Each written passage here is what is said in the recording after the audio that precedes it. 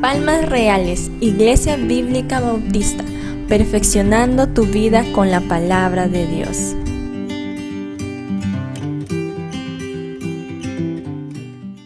La conducta del creyente. Así que lo que vamos a estar viendo básicamente tiene que ver con el hacer del creyente, porque eso es lo que estamos estudiando, aprendiendo en el Sermón del Monte. No solamente se trata de conocer, sino de hacer. El Señor quiere que lo que nosotros hacemos refleja lo que realmente somos, queridos hermanos. Usted tenga presente eso. Bueno, entonces estamos iniciando esta sección. Y lo primero que vamos a ver hoy es lo que está en los versículos 17 al 20. Son 4 versículos donde lo hemos titulado sencillamente La Ley. En nuestras Biblias lleva por título Jesús y la Ley, pero nosotros lo hemos llamado sencillamente La Ley, ¿no? Ahora, usted dirá, ¿por qué? Porque, hermanos, vamos a entrar a una sección, o sea, en estos versículos 17 al 20, vamos a entrar a una sección donde siempre surge la interrogante. ¿El cristiano hoy en día está obligado a guardar la ley del Antiguo Testamento? Siempre hay esa pregunta, ¿verdad? Que surge, ¿no? Ustedes saben inclusive que hay algunos grupos religiosos, porque no son evangélicos, sino grupos religiosos, donde ellos enseñan que hoy en día se tiene que guardar la ley del Antiguo Testamento. Y es tanto así que obligan a las personas que hay ciertos alimentos que no se deben de comer. Inclusive prohíben muchas cosas que la palabra de Dios en el Nuevo Testamento nos da la libertad de que podemos tomarlos. Por eso es una cuestión fundamental, queridos hermanos, preguntarnos eso, ¿no? ¿Estamos obligados hoy en día los cristianos del Nuevo Testamento a guardar la ley del Antiguo Testamento? Hermano, la respuesta es larga, la discusión es compleja, pero antes de ver el tema yo le voy diciendo esto, ¿no? El Nuevo Testamento enseña claramente que el cristiano ya no está obligado a guardar la ley del Antiguo Testamento. Usted dirá, ¿por qué? ¿Por qué? Porque Romanos capítulo 7, y solamente estoy mencionando, por favor, no vamos a verlo ahora, pero si usted guste, anote los versículos. Romanos capítulo 7, versículo 1 hasta el no sé cuánto, ¿verdad? Es la primera sección, creo que es hasta el 6, hasta el 7, no recuerdo. Pablo va a usar una analogía muy exacta, donde Pablo va a hacer una analogía del creyente en relación a la ley, en el matrimonio. Pablo dice, ¿no? Así como en el matrimonio cuando están vivos los dos cónyuges, el uno está obligado a estar con el otro, porque cuando nos casamos hasta que la muerte nos separe. Ese es el plan de Dios. Entonces el Señor dice en su palabra, ahí en Romanos 7, ¿no? Pero cuando uno de los cónyuges muere, el que está vivo queda libre de la ley, dice. Entonces, ahí viene el asunto, ¿no? El asunto es que el creyente hoy en día está libre de la ley porque sencillamente el creyente ha muerto en Cristo a la ley.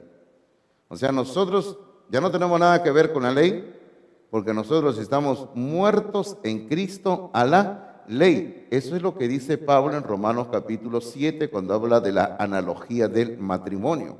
Entonces, queridos hermanos, quizá la pregunta también que se plantea es, ¿la ley sigue hoy en día todavía vigente? La ley sí, hoy en día todavía sigue vigente. La ley del Antiguo Testamento sigue. Lo que ocurre es que en Cristo, el creyente al ir y estar en Cristo, el creyente está libre, el creyente ya no está obligado a guardar la ley del Antiguo Testamento. Pero queridos hermanos, eso no quiere decir que estamos sin ley, ¿verdad?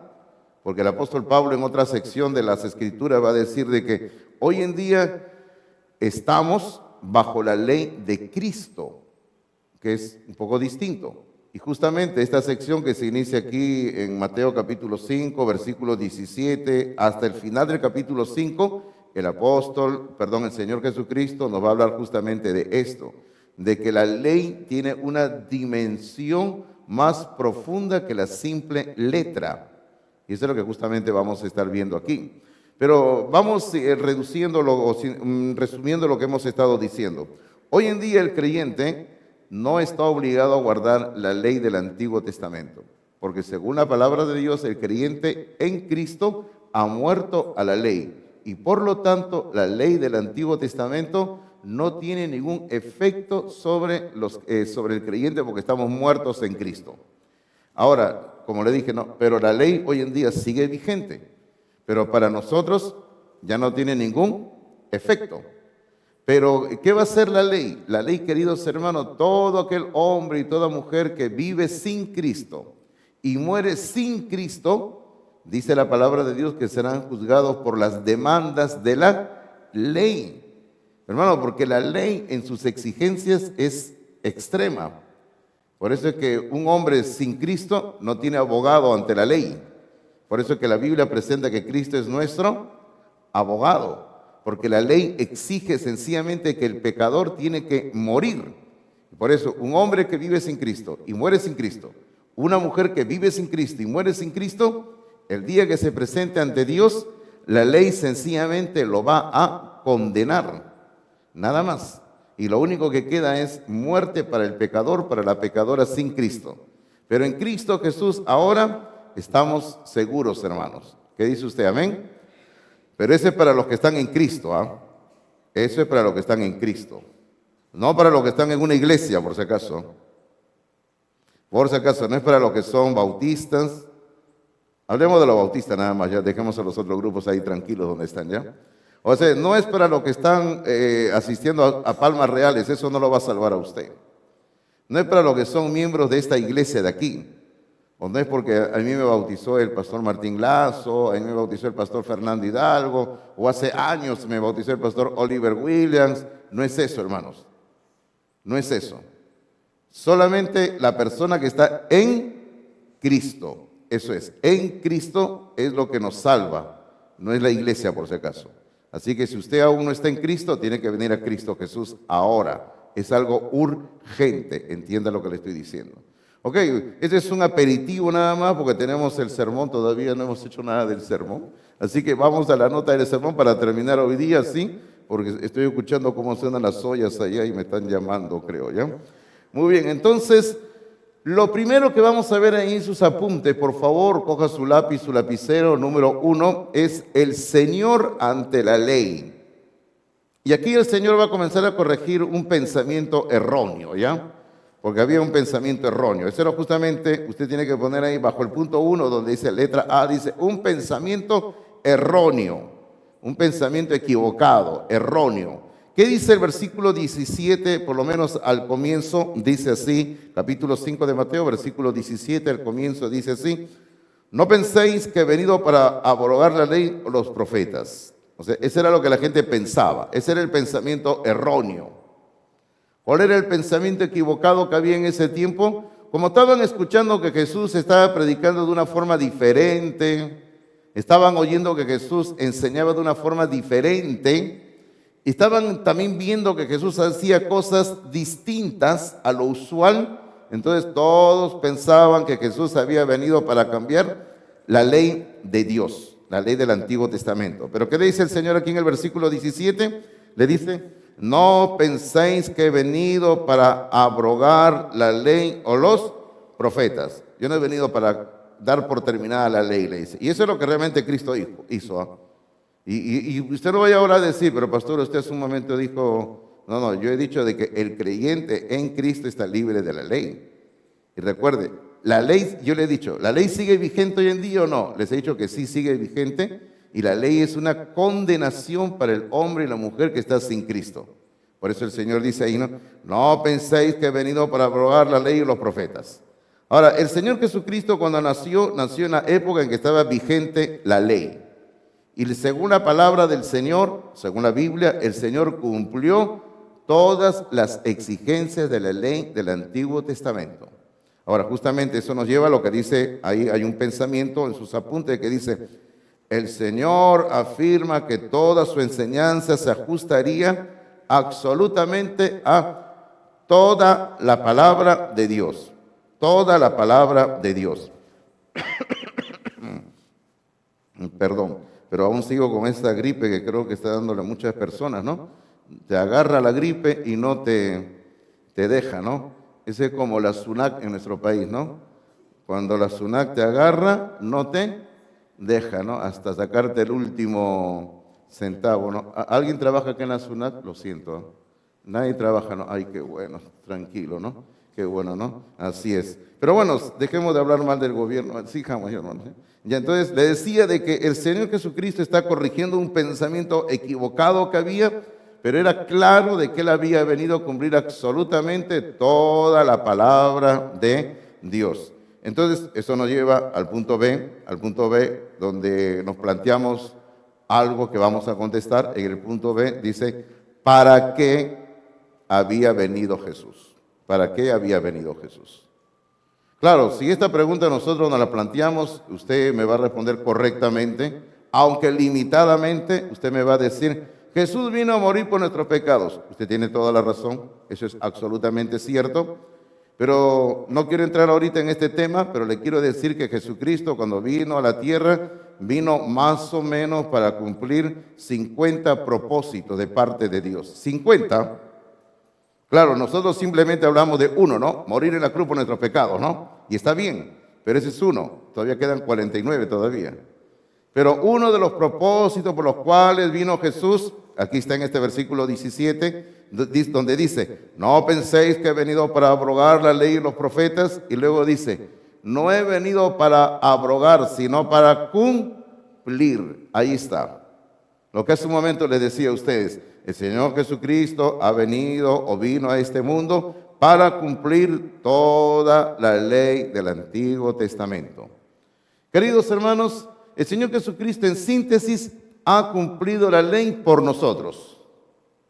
O sea, nosotros al estar en Cristo, al refugiarnos en Cristo, estamos siendo parte de Él que cumplió la ley por nosotros. Y es por eso que nosotros en Cristo hemos muerto a la ley, porque ya Cristo cumplió la ley por nosotros. Y ya no hay nada ni nadie que nos tenga que exigir cumplir la ley del Antiguo Testamento. Por ejemplo, si alguien viene y te dice, no, ustedes tienen que reunirse los días sábados, porque hay personas que andan así, ¿sí o no? Esa es parte de la ley del Antiguo Testamento, ¿ah? Si alguien le dice, usted tiene que reunirse los días sábados, usted entienda bien, eso era parte del Antiguo Testamento. Y la palabra de Dios nos enseña que Cristo al resucitar, la iglesia cristiana se comenzó a reunir el primer día de la semana, que en ese momento no tenía nombre, pero hoy en día el primer día de la semana, ¿cómo se llama? Domingo, queridos hermanos. Domingo. Entonces, hoy en día la iglesia se reúne el día domingo, porque ya no tenemos nada que ver con la ley del Antiguo Testamento. Ahora, si alguien le dice, por ejemplo, no, usted tiene que hacer sacrificios, presentar un sacrificio a Dios, ya no tenemos que presentar sacrificios. Porque Cristo ha sido nuestro sacrificio perfecto, queridos hermanos. Ya no hay que cumplir con los sacrificios del Antiguo Testamento. Y así podríamos seguir enumerando cosas que la ley dice. Por ejemplo, miren, cuando la iglesia estaba comenzando, la iglesia estaba en sus inicios, estaba en sus primeros años. En el libro de Hechos, en ese tiempo, se dio una discusión en todas las iglesias. Y esa discusión se dio a causa de los legalistas. ¿Quiénes eran los legalistas? Los legalistas eran hombres que venían de una enseñanza judía, o sea, venían todo su mente cargado con las enseñanzas de la ley que habían recibido desde niños, y entraban a la iglesia y comenzaban a mezclar la enseñanza del Antiguo Testamento, la mezclaban con la enseñanza del Nuevo Testamento. Y comenzaron a enseñar, y eso fue el problema que se causó, comenzaron a enseñar que el creyente, aparte de creer en Jesús por fe, ¿qué era lo que tenía que hacer? ¿Recuerdan ustedes? Tenía que circuncidarse, la circuncisión. Y hermano, y ellos iban enseñando eso por todas las iglesias en aquel entonces. Hay que circuncidarse, hay que circuncidarse. Sí, hay que creer en Cristo, pero hay que circuncidarse. Y eso equivalía a decir que también el creyente tenía que guardar la ley del Antiguo Testamento. Ahora, yo creo que usted entiende lo que era la circuncisión, ¿verdad? O lo que es la circuncisión, ¿verdad? Una cirugía no muy agradable para el varón, por si acaso, ¿eh? Y no vamos a entrar en detalles, ¿ya? Pero si usted gusta, en algún momento dado, los varones nos reunimos ahí y le explico, ¿ya? Hasta con dibujo le hago, ¿ya? En la pizarra y le digo, hermanito mío, mira, así, así la circuncisión, así, así se produce y todo, ¿no? Y si alguien me dice al final, pastor, no entiendo, aquí está la cocina cerca, agarramos un cuchillo y lo practicamos inmediatamente, ¿ya? Y como yo siempre digo en broma, tenga cuidado que yo sufro de Parkinson, digo, ¿no? Tenga cuidado, digo, ¿no? Así es, ¿no? Ok, pero el punto es este, ¿no? De que habían en esos primeros años una idea equivocada de que el creyente tenía que guardar la ley. Y eso es totalmente falso. Porque la Biblia nos está diciendo aquí que el Señor Jesucristo vino para cumplir la ley. Y Él ha cumplido la ley. Ahora, en sus apuntes, vamos a ver que Jesús cumplió la ley y lo vamos a resumir en dos aspectos, en dos áreas, ¿ya? Primero, número uno, Él cumplió la ley con su enseñanza, con su enseñanza. Porque hermanos, y esto es clave para lo que viene de aquí en adelante el resto del capítulo 5, ¿ah? Escuche bien lo que le voy a decir, que esto es clave, lo que le voy a decir en cuanto a su enseñanza, esto es clave para lo que viene de aquí en adelante el resto del capítulo 5. Cuando Jesús enseñó su palabra, hermanos míos, Él le dio el significado preciso a cada palabra del Antiguo Testamento, o de toda la palabra de Dios. O sea, no quiero redundar, pero lo correcto sería, ¿no? Jesucristo le dio el significado a cada palabra de la palabra de Dios. Por eso, cada palabra de la palabra de Dios. Jesucristo le dio el significado correcto, amplio, perfecto a la palabra de Dios. Es por eso que usted puede ver, mire usted lo que dice aquí. Y de aquí en adelante hay 6 veces que Jesús dice, por ejemplo, mire lo que dice, ¿cómo comienza el versículo 22? El versículo 22 dice, pero yo os digo. En el versículo 21, previamente, el versículo 21 comienza diciendo, oísteis que fue dicho, tal cosa. Y luego en el 22 dice, pero yo os digo. Ahora, lo mismo se repite en el versículo 27. Mire lo que dice en el 27, dice, oísteis que fue dicho. Y luego en el 28 dice, pero yo os digo. Hermano, y esto se repite 6 veces a lo largo del capítulo número 5. De ahí en adelante 6 veces se repite.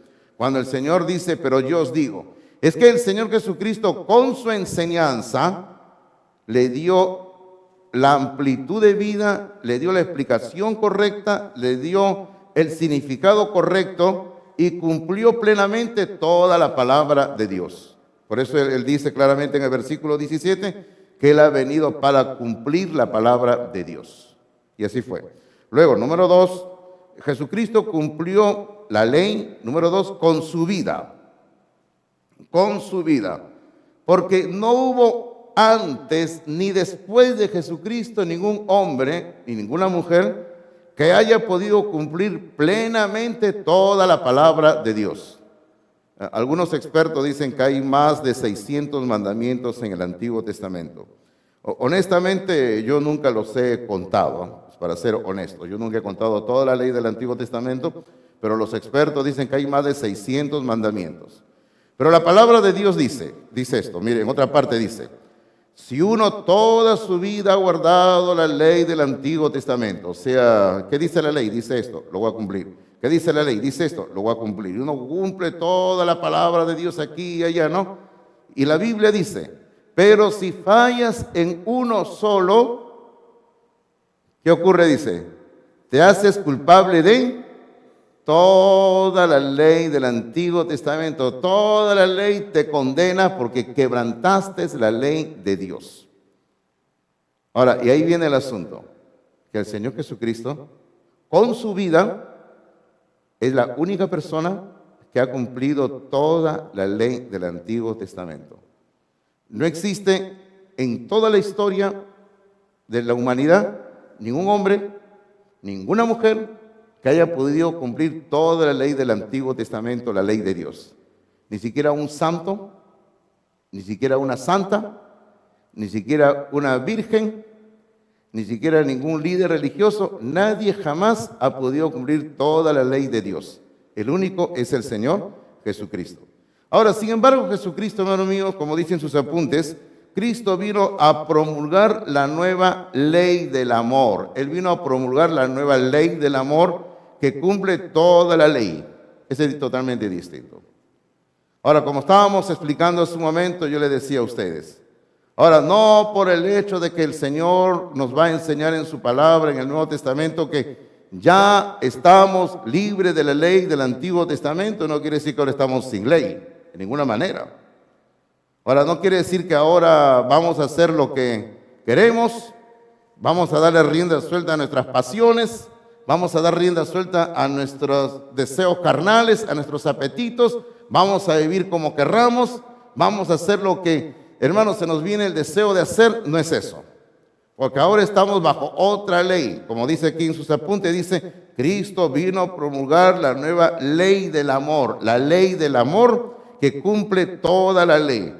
Por ejemplo, permítame ir a un versículo rápidamente. Si usted es ágil con la Biblia, vaya conmigo a Romanos capítulo 13, por favor. Romanos capítulo 13, por favor. Aquí en Romanos capítulo 13, aquí hay bastante pan por rebanar, pero basta con lo que dice Romanos capítulo 13.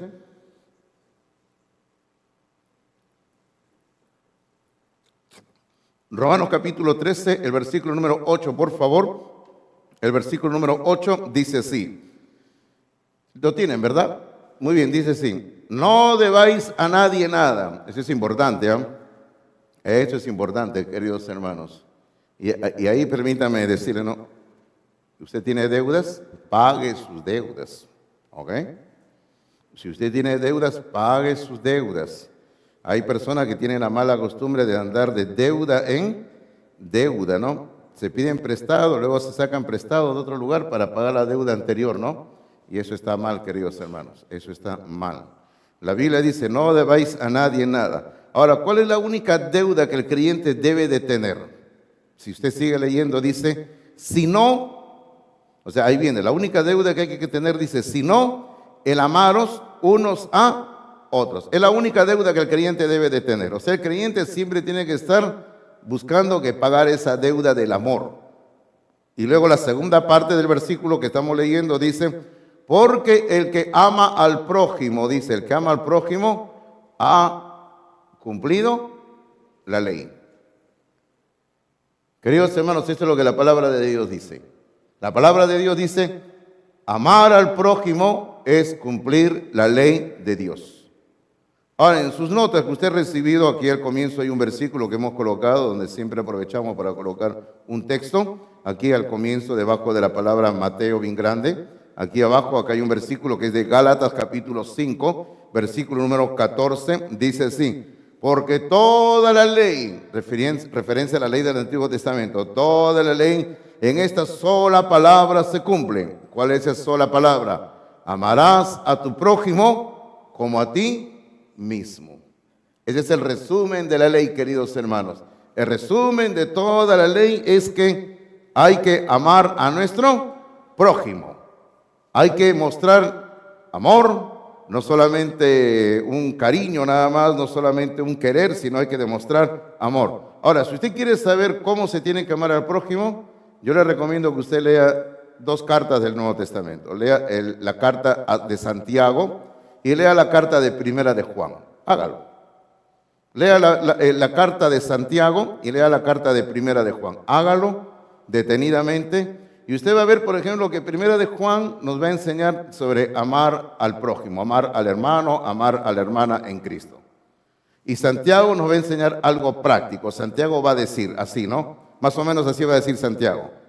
Hermanito mío, va a decir Santiago, si tú dices que amas a tu hermano que tiene necesidad y tu hermano que tiene necesidad viene a ti y te dice que tengo necesidad, por ejemplo, de comida o de ropa o no tengo esto, y tú teniendo cómo ayudarle, dice, y cierras tu corazón y le dices, anda, vamos a orar por ti, que Dios te bendiga, porque en eso somos expertos, ¿sí o no?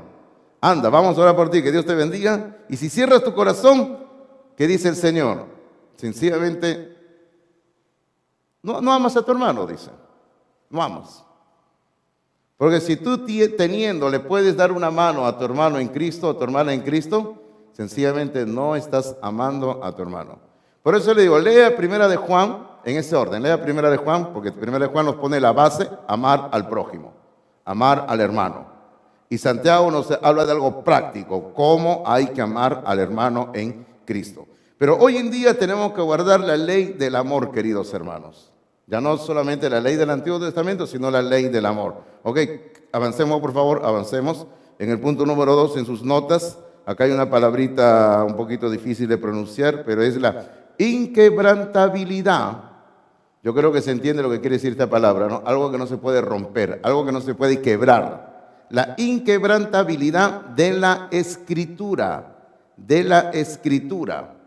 O sea, con eso que estamos diciendo, de que la Escritura, la palabra de Dios, no puede ser rota.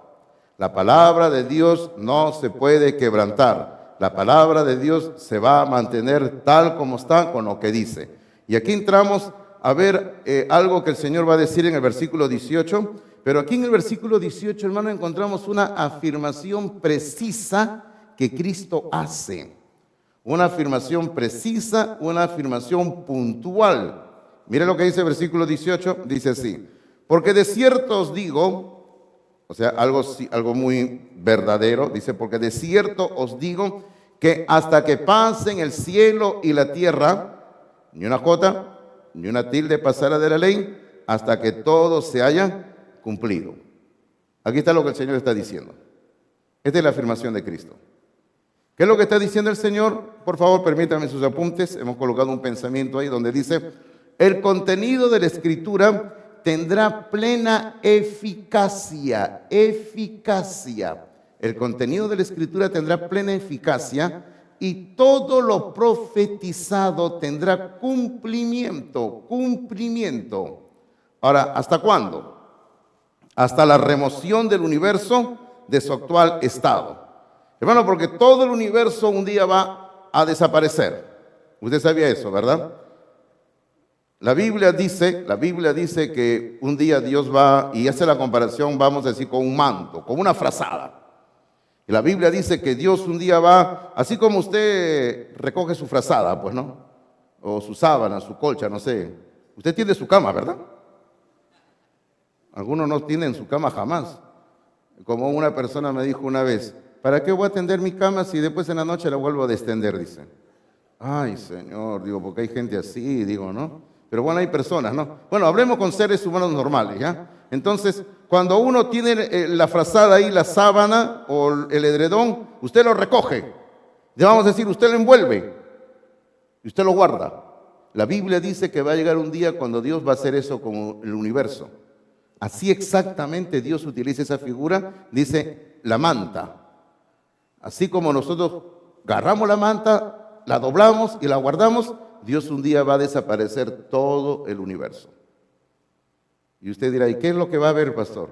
Lo que había al comienzo. ¿Qué cosa era lo que había al comienzo en el primer día de la creación? ¿Qué era lo que había en el primer día de la creación, hermanos? Ustedes murmuran, no quieren hablar porque dicen: como el pastor Hidalgo se tiene que tener cuidado, ¿no? Pero ¿qué había en el primer día de la creación, queridos hermanos? Ya, sí, no sé qué dicen, pero sí está bien, no sé. Pero, ¿sabe lo único que había en el primer día de la creación? En el primer día de la creación, Dios hizo primerito, hizo a los ángeles. Primerito, hizo a los ángeles. Primerito, en el primer día de la creación, lo primerito que hizo fue a los ángeles. Porque la Biblia dice que los ángeles estaban cantando toda la creación de Dios. Y para que los ángeles canten toda la creación, tenían que estar ya, pues, ¿no? Entonces, en el primer día de la creación, Dios hizo los ángeles. Y luego, lo segundo que hizo Dios, la tierra. La tierra. No había universo todavía. No habían estrellas. Si usted lee el libro de Génesis capítulo 1, va a ver que después, otro día, Dios crea las estrellas, Dios crea el sol, Dios crea la luna. Pero al comienzo, en el primer día, solo Dios crea los ángeles y la tierra. ¿Y qué, pastor? ¿Y solamente estaba en todo el universo la tierra? Bueno, para empezar, el universo como lo conocemos no había. Solamente estaba la tierra ahí solita, estaba la tierra, girando la tierra, girando la tierra solita, solita, estaba la tierra ahí iluminada como la vemos hoy en día. Pero usted dirá, pastor, ¿y si no había sol? ¿Y qué tiene que ver? Hermano, para que haya luz, según la Biblia, no tiene que haber sol. Y ahí rayamos a todos los científicos, ¿no? ¿Cómo puede haber luz sin que hubiera sol? ¿Qué tiene? Dios es Dios, Dios puede hacer todo lo que quiera. Porque la Biblia dice que había el primer día y no había sol todavía, por si acaso no había sol, ¿eh? No había luna tampoco, no habían estrellas. Y estaba la tierra solita y moviéndose ahí. En todo el universo, vamos a desemplear la palabra universo, en todo el universo solamente estaba el planeta Tierra nada más, solito ahí. Nada más, no habían estrellas, no había sol, no había luna, y solamente estaba Dios y los ángeles estaban cantando nada más. Así va a ser, hermanos, otra vez. O sea, hasta el cumplimiento de todo lo profetizado por Dios en su santa palabra, la palabra de Dios, como dice aquí en este versículo 18, dice, porque de cierto os digo que hasta que pasen el cielo y la tierra, tal como lo conocemos ahora, ni una jota, ni una tilde pasará de la ley hasta que todo se haya cumplido. Así es. Ahora, hasta la más mínima palabra de Dios, hasta la más pequeña palabra de Dios, usted lo quiere decir así, va a cumplirse plenamente, no se va a quebrantar. Eso es lo que Cristo dice cuando emplea las figuras. Mire usted en el versículo 18, dice, ni una jota, ni una tilde pasará de la ley. Claro, la tilde lo entendemos, ¿sí o no? Nosotros, ¿no? Entendemos la tilde, ¿no? Lo que se coloca sobre ciertas letras para expresar la fuerza de la voz, ¿sí o no? Eso entendemos la tilde, ¿sí o no? Ahora, y es una, vamos a decir así, una rayita pequeña, ¿no? Todos lo entendemos eso. Pero claro, aquí luego dice, ni una jota. Y usted dirá, pastor, una jota es una letra J. Entonces, ahí viene el asunto. Cuando el Señor lo dijo esto, lo dijo en el contexto donde la gente hablaba el idioma griego. Y aquí la palabra J es la palabra iota. Iota. Y la palabra iota, queridos hermanos, equivale a la I. Pero ¿sabe qué cosa? En el idioma griego había una escritura cuando ellos hacían de ciertas palabras, escribían la palabra, y la iota era una letra tan pequeña que la colocaban debajo de otra letra, chiquitita. Chiquitita, queridos, imagínense usted, ¿eh? A veces cuando yo tengo que leer esos textos griegos que cuando enseñamos en el seminario, yo tengo que agarrar mi lupa y tengo que andar ahí. Ya lo voy entendiendo, digo, ya voy entendiendo. Estoy en el camino de hacerme más anciano, ¿no? Tengo que andar así. Porque, hermano, es una letra tan chiquitita que se coloca debajo de otra letra que a veces pasa desapercibida. O sea, es pequeñita. La iota se coloca chiquitita, una rayita, un puntito ahí, debajo, ¿ah? A eso se refiere el Señor. Cuando dice, ni una iota que se coloca debajo de una letra, ni una iota pequeñita, ni una tilde de la ley va a pasar. O sea, todo se va a cumplir, dice, todo se va a cumplir plenamente. Queridos hermanos, como dice el título de esta sección, la inquebrantabilidad de la Escritura. La palabra de Dios no puede ser quebrantada. Eso es lo que está diciendo. O sea, el Señor Jesucristo está diciendo, toda la ley de Dios no se puede quebrantar. Por eso yo les estaba diciendo, la ley hoy en día todavía está vigente. Pero el creyente en Cristo ha muerto a la ley. Y nosotros no tenemos ningún vínculo con la ley del Antiguo Testamento ya. Ahora, sin embargo, el Señor en el versículo 19 va a hablar, y eso nos lleva al punto número 3 en su nota, por favor, coloque ahí, pequeñez y grandeza, pequeñez y grandeza, pequeñez y grandeza. Aquí está para los que aspiran a ser personas grandes, porque a veces algunos quieren ser personas grandes, yo quiero ser un hombre importante, yo quiero ser una mujer importante, está bien, está bien. Y si usted quiere ser un hombre importante, muy bien, lo felicito, muy bien, sea un hombre importante para la gloria de Dios. Si usted quiere ser una mujer importante, sea una mujer importante para la gloria de Dios. A veces yo converso con los jóvenes, con las señoritas, y me cuentan sus planes, y yo los escucho y digo, gracias a Dios, son gente joven que están empezando la vida y que cumplen todas sus metas, ¿no? Pero que lo hagan para la gloria de Dios.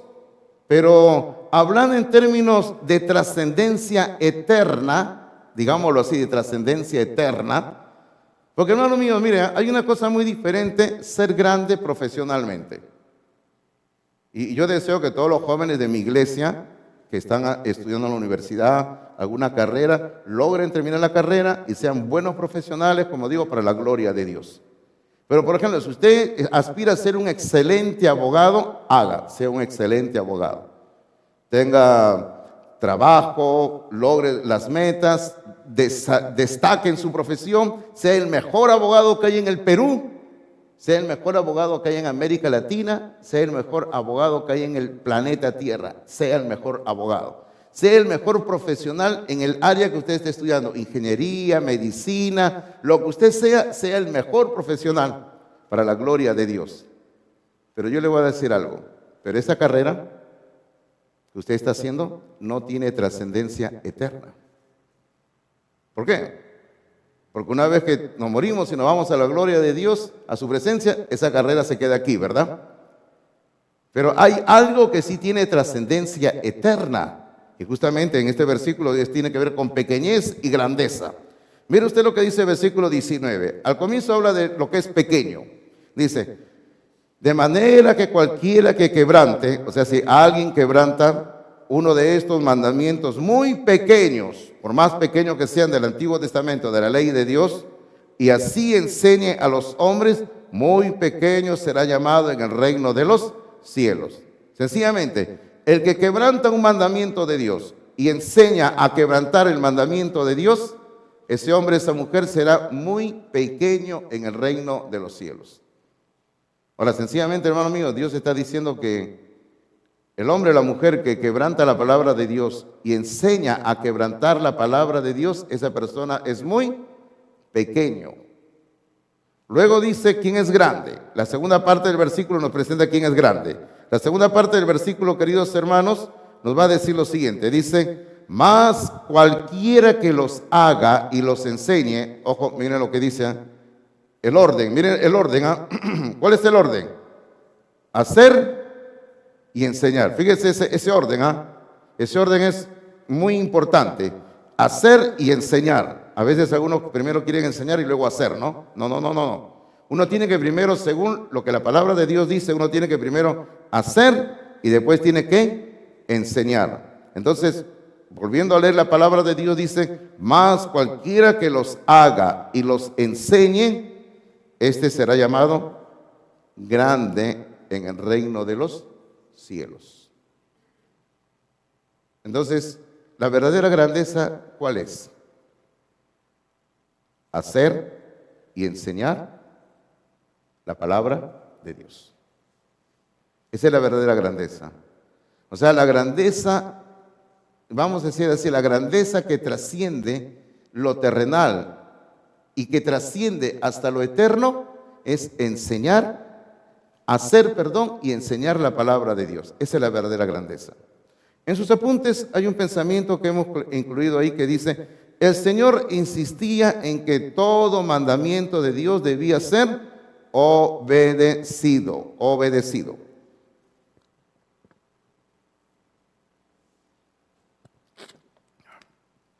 Perdón, como le digo, todavía sigo mal con esa gripe. Como digo, no sé cuándo me va a dejar esta gripe, ¿eh? Me está molestando ya varias semanas ya la gripe yo. Pero bueno, vamos a ver. Ahora desde ayer me están dando otra medicina, que se vaya esa gripe de una vez, ¿no? Si alguien quiere se la paso, ¿verdad? Para que después no digan el pastor no comparte, ¿no? Si quiero compartir mi gripe, quiero compartir, queridos hermanos, ¿ya? Entonces, eso es importante, ¿no? La persona que cumple la palabra de Dios, la hace y la enseña, esa persona es grande en el reino de los cielos. Ahora llegamos al cuarto y último punto de la enseñanza, número 4, la verdadera justicia. Porque, hermano, existe una verdadera justicia. Ahora, aquí viene algo muy importante que enseña la palabra de Dios. La palabra de Dios enseña que existe, por ejemplo, la verdadera ciencia y la falsa ciencia. Ahora, no vamos a meternos al tema de la ciencia. Es un tema amplio, es un tema complejo, pero le voy diciendo que según la Biblia existe una ciencia verdadera, que es la ciencia que viene de Dios. Lo que Santiago va a llamar en el capítulo 1, va a llamar la verdadera sabiduría que desciende de lo alto, dice. Y también la palabra de Dios habla de la falsamente llamada ciencia, Y la Biblia dice en el libro de Santiago que la sabiduría de este mundo, y le va a dar el calificativo de una sabiduría animal, diabólica, terrenal, dice que esa sabiduría viene de abajo, dice.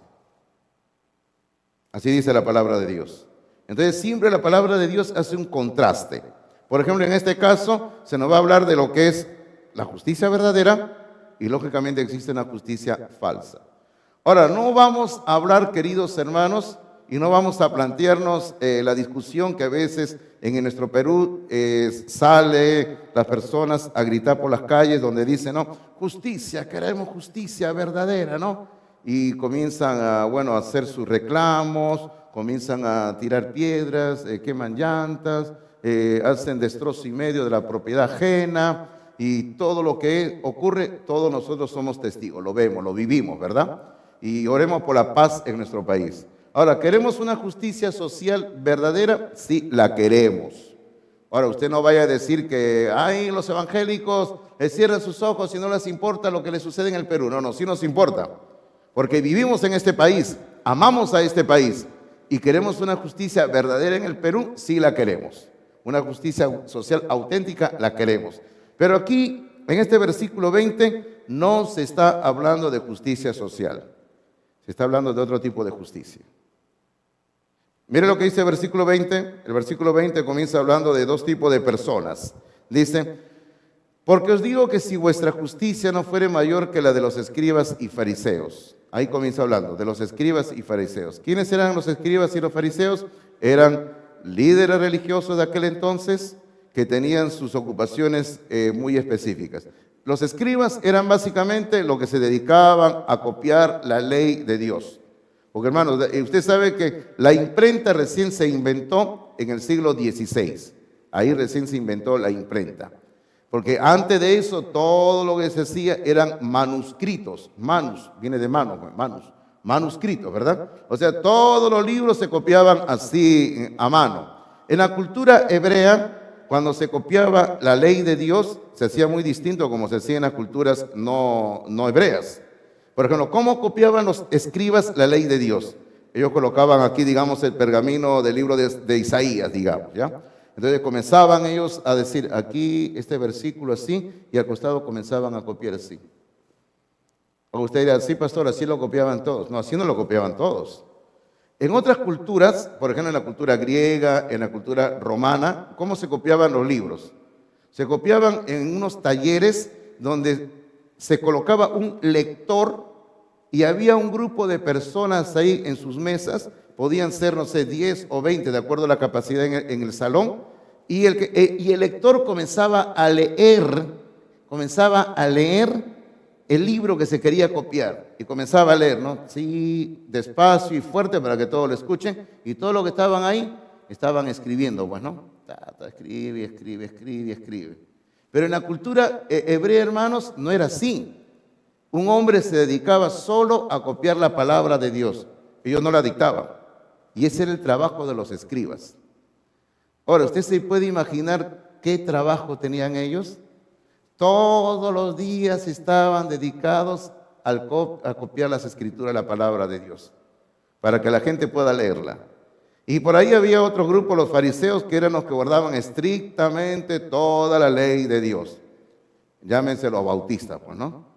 ¿Ya? Estaban ahí los fariseos, ¿no? Guardando estrictamente toda la ley de Dios. Ellos estaban ahí diciendo, esto es bueno, esto es malo, las cosas se tienen que hacer así, las cosas no se tienen que hacer así, en la Biblia dice así, pero no es así, es así, de otra manera, ¿no? Entonces eran los fariseos. Y estos dos grupos de personas, los escribas y los fariseos, habían creado, y ahí venía el problema, hermanos, habían creado todo un sistema intrincado de leyes que lo habían añadido a la ley de Dios. Y eso es lo que Cristo está combatiendo. Es por eso que Cristo, cuando comienza cada sección, por ejemplo, mire lo que dice en el versículo número 21, dice, oísteis que fue dicho a los antiguos, y él hace una referencia a un mandamiento de Dios, pero cuando él dice, oísteis que fue dicho a los antiguos, se está refiriendo a todas esas leyes que los escribas y fariseos habían añadido a la palabra de Dios. Es por eso que usted puede ver de que de ahí en adelante, por ejemplo en el 27 otra vez dice, no, oísteis que fue dicho. Y así sigue el Señor. Hermano, es que sencillamente este grupo de personas, fariseos y escribas, según lo que dice el Señor en el versículo 20, ellos habían creado un sistema religioso y habían creado su propia justicia. Por ejemplo, hace unos años yo tuve que enseñar el curso de catolicismo romano en el seminario y lo he enseñado en varias ocasiones. Y he tenido que enseñar, hermanos míos, a los estudiantes candidatos a ser pastores. A estos candidatos a ser pastores les he tenido que enseñar. Primero usted pensará que solamente le enseñamos así y así, ¿no? Una de las cosas que ellos tenían que tener en su mano, aparte de la Biblia, lógicamente, era su catecismo de la Iglesia Católica. Ahora, el catecismo de la Iglesia Católica, por si acaso, es un libro que tiene como 800,000 páginas, más o menos, por si acaso. Usted no vaya a pensar que es un librito de 50 páginas, es un catecismo de cerca a 1,000 páginas, queridos hermanos. Y mis alumnos tenían que andar revisando el catecismo para lo que le enseñábamos. Y luego ellos utilizaban un libro, excelente libro, que yo les recomiendo que usted lo pueda comprar si es que lo consiguen. Y si no lo consigue, búsquelo en internet. Se llama el Evangelio según Roma, así se titula el libro. El Evangelio según Roma. ¿Ok? Este libro, hermanos, el Evangelio según Roma, explica claramente cómo el catolicismo romano enseña falsamente una serie de doctrinas que no están en la Biblia. Y cómo, y ahí viene lo importante, y cómo el sistema católico romano ha creado un intrincado sistema de cómo llegar al cielo. Y algo que ahí me gusta bastante es que ese libro, el libro que estamos haciendo referencia, en 2 páginas, uno lo abre el libro así, y en 2 páginas, el autor del libro ha hecho un resumen, un diagrama, que uno tiene que revisarlo y rever todo, como el sistema católico romano comienza, ¿no? Comienza diciendo, bueno, tú naces, luego te bautizan, luego viene la primera comunión, así, para acá, casi todo. Y sencillamente dice, no, tú tienes que cumplir los 7 sacramentos, y luego de una serie de asuntos dice, no, si al final, dice el sistema católico romano, si al final de que tú cumples los 7 sacramentos, fallas en algo del sistema católico, te vas al infierno. Así, te vas al infierno. Te mueres, te vas al infierno, dice. Entonces uno dice, ¿y para qué me sirvió guardar todos los ritos católicos si al final cuando me muero me voy al infierno? De nada, sirve. Ellos han creado, el sistema católico romano ha creado su propia justicia. Hermano, y hay muchas personas hoy en día que andan buscando que hacer su propia justicia. Y esto ya había en la época de Cristo. Ahí estaban los escribas, estaban los fariseos, que habían hecho su propia justicia. Es por eso que el Señor, versículo 20, permítame leerlo otra vez, dice, porque os digo que si vuestra justicia no fuere mayor que la de los escribas y fariseos. O sea, el Señor está hablando aquí de una justicia mayor, hermanos míos. Ahora, la justicia de los escribas y fariseos tiene 4 características. Rápidamente mencionémoslas ahí en su nota, por favor, rápidamente. 4 características, ¿ya? Y que es el tipo de justicia que hoy en día hay. Característica número 1. Era una justicia externa que no lograba satisfacer el corazón. Una justicia externa que no lograba satisfacer el corazón. Número 2, era una justicia que no conseguía satisfacer la mente. La mente. ¿Por qué no satisface la mente ese tipo de justicia? Porque estaba basada en un sistema engañoso, razonamientos engañosos. No según la palabra de Dios, sino sobre la filosofía humana. Número 3, era una justicia propia. Era una justicia propia. O sea, que ellos mismos la habían hecho, ellos mismos la habían diseñado a su antojo. Número 4, era una justicia que glorificaba el yo. Era una justicia que glorificaba el yo. Hermanos míos, y a partir del capítulo 6, o en el capítulo 6, el Señor va a combatir el yo. Porque mire usted, el capítulo 6 comienza hablando de las limosnas, comienza hablando de la oración.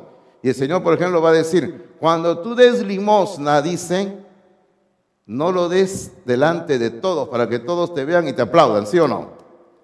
O también el Señor va a decir de la oración, cuando tú ores, dice, entra a tu aposento, cerrada la puerta, ora al Señor. No te pongas a orar ahí delante de todos, alzando la mano así para que todos te vean y te aplauden diciendo, ay, qué hermano de oración es ese, ¿no? O sea, el Señor va a combatir el yo. O sea, esa es la justicia humana. No es una justicia según Dios, sino una justicia según el hombre. Entonces, la justicia mayor, en sus notas, la justicia mayor se encuentra en Jesucristo.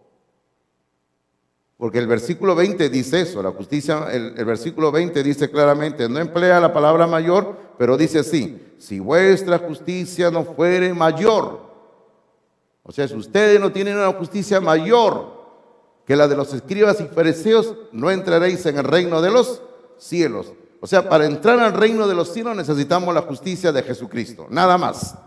Y ahí hemos colocado un versículo para ir terminando, es 2 de Corintios capítulo 5, versículo 21, por favor, dice así, al que no conoció pecado, o sea, Jesucristo, por nosotros lo hizo pecado. Eso fue lo que ocurrió en la cruz, ¿verdad? Cristo al morir en la cruz se convirtió en pecador, llevó nuestros pecados. Y luego el versículo sigue diciendo, para que nosotros fuésemos hechos justicia de Dios en él. Ahí está. Quiere decir que Cristo al morir en la cruz por nosotros nos ha hecho justicia de Dios en Cristo. Bueno, por eso que ahora tenemos libertad de acercarnos a Dios. Por eso es que en el libro de Hebreos dice que tenemos un sumo sacerdote el cual intercede por nosotros. Pero la palabra de Dios en el libro de Hebreos nos pide y nos dice que podemos libremente entrar ante la presencia de Dios en oración, al trono de la gracia, dice. Ahora, ¿por qué? Porque cuando Dios lo mira a usted, ahora que está en Cristo, ya no lo mira a usted como un simple pecador, sino lo ve como a un hombre que tiene la justicia de Dios. Cuando Dios la mira a usted, ya no la ve como una mujer pecadora. Usted ahora está en Cristo y la ve como una mujer que tiene la justicia de Dios en usted.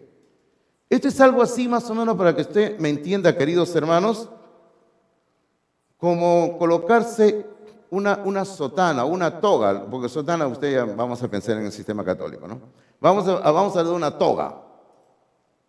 Usted se coloca una toga y la toga marca la diferencia, ¿verdad? Yo creo que todos hemos ido a ceremonias de graduación, ¿verdad? Entonces, ¿cómo uno identifica lo que se van a graduar? Porque tienen su toga, ¿sí o no? Tienen su toga, tienen su birrete, tienen por aquí, tienen todo, bueno, todo lo que le ponen. Entonces lo mismo ocurre, cuando un hombre está en Cristo se identifica porque tiene la justicia de Cristo que le está cubriendo. Cuando una mujer viene a Cristo se diferencia porque tiene la justicia de Cristo que le está cubriendo. Hermano, y le voy diciendo, porque esto viene para los próximos domingos, los que siguen adelante aquí en Mateo 5, le voy diciendo esto. Cuando nosotros recibimos la justicia de Dios en nuestra vida, es cierto que voy al cielo, me voy al cielo, amén, vamos al cielo. Pero ¿sabe algo?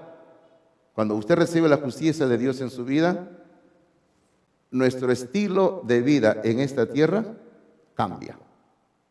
Tiene que cambiar. Y si el estilo de vida en esta tierra no ha cambiado, usted sigue siendo el mismo Fernando de siempre. Usted sigue siendo la misma Juana de siempre. Usted sigue siendo el mismo Luis de siempre. Usted sigue siendo el mismo Juan de siempre. Entonces yo le digo, yo no creo que usted haya recibido la justicia de Dios. Porque el hombre que recibe la justicia de Dios en su vida, no solo va a decir al cielo voy, sino que ese hombre va a decir, acá soy la sal de la tierra y la luz del mundo. O sea, estoy viviendo para Cristo y estoy demostrando que soy un hombre nuevo en Cristo Jesús. Así que yo le invito a usted en esta mañana a venir a Cristo Jesús. Amén.